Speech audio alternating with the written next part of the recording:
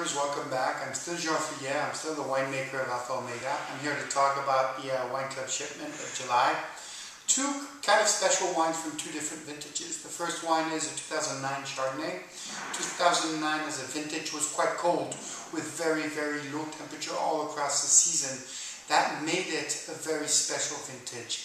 For me, we had higher acidity, low alcohol vintage, which gives a balance and an elegance to Chardonnay and reds actually, that is almost European-like, colder climate-like, and we were able to reach a fine balance between aroma, density, and acidity that I think makes that Chardonnay quite special.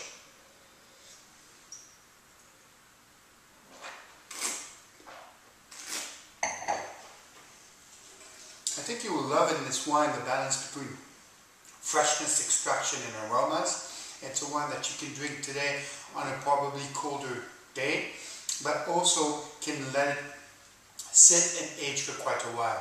This is a wine that for the first time in Hoefliger's history we shortened the aging on, and we actually left it only 18 months in barrel instead of our usual 24, to have a little bit less wood soaked to the wine, because winemaking is not a recipe, it's not a precise science, it's to the winemaker to adapt to the vintage. The second wine that we're tasting today is our proprietary 2008. 2008 as a vintage is a very silky, soft vintage with a lot of sweetness and roundness. And because of that specific vintage, we had to add a lot of the masculine varietals. So we actually have 33% of Cabernet Sauvignon in this, 19% of Petit Verdot, as you all know I define in the Superman, because it's more power, more color, more tannic. It's really big, explosive type of varietal, and on top of that 12% of Cabernet.